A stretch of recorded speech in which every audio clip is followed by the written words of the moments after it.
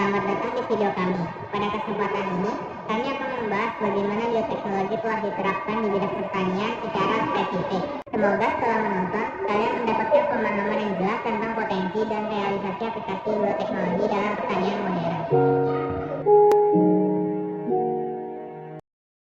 Saya Sakpol. Assalamualaikum warahmatullahi wabarakatuh.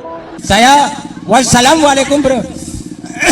Saya Alif Faiz Nasser. Aku Fadil Jauza. Nama aku Muhammad Fauzan Gani. Aku Nusaibah Magnon. Aku Bila Cara Siswojo.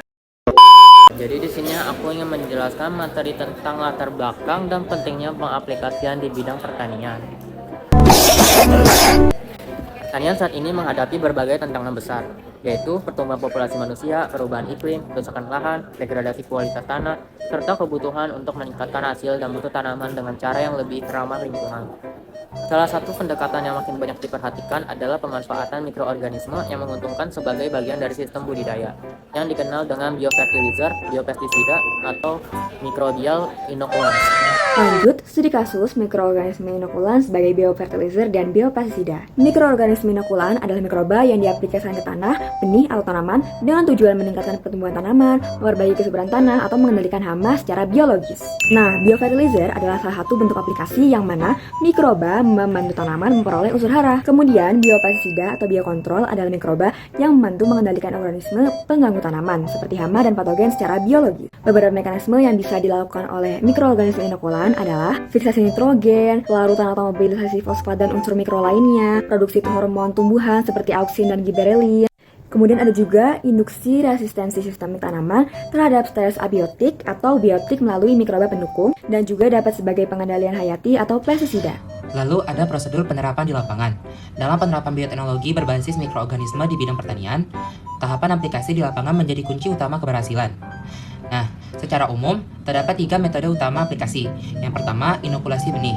Cara ini dilakukan dengan melapisi permukaan benih menggunakan suspensi mikroba sebelum penanaman. Lalu yang kedua yaitu aplikasi ke tanah.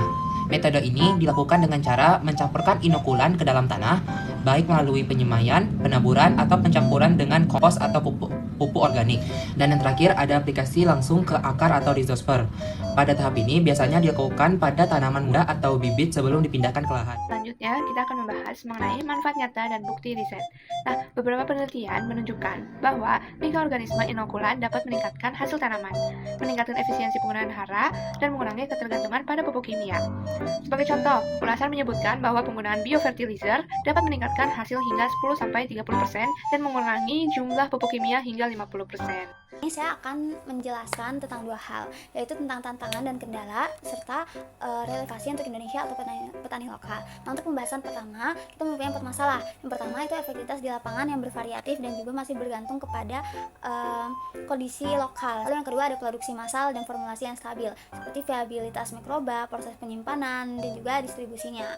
Lalu yang ketiga ada resiko interaksi negatif. Lalu untuk yang keempat itu ada adopsi secara global. Dapat kita simpulkan bahwa penggunaan mikroorganisme inokulan sebagai biofertilizer dan biopestisida adalah salah satu aplikasi nyata bioteknologi di bidang pertanian yang memiliki potensi besar. Ia membantu meningkatkan produktivitas tanaman, kemudian memperbaiki kesuburan tanah, dan dapat mengurangi ketergantungan pada input kimia.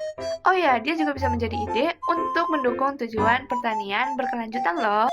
Namun demikian, keberhasilan aplikasi ini sangat bergantung dengan mikrobanya yang tepat, formulasi produknya, kemudian kondisi lapangannya, dan integrasi dengan praktik budidayanya yang baik. Oleh karena itu guys, kita tuh perlu adopsi yang luas dan memerlukan riset yang berkelanjutan, dukungan kebijakan, edukasi petani, dan juga pengembangan kapasitas produksi produk mikrobanya. Dengan demikian, bioteknologi ini tuh bukan hanya soal modifikasi genetik atau teknologi canggih aja, tetapi juga tentang bagaimana kita memanfaatkan sistem biologis, ekosistem mikroba, dan sinergi alam. Teknologi untuk menghasilkan pangan yang lebih baik, ramah lingkungan, dan lebih tangguh di masa depan. Sekian penjelasan mengenai pemanfaatan mikroorganisme inokulan sebagai biopupuk dan biopestisida dari kami. Mohon maaf bila ada kesalahan kata ataupun kesalahan informasi. Semoga video ini bermanfaat untuk kalian dan terima kasih sudah menonton. Bye-bye!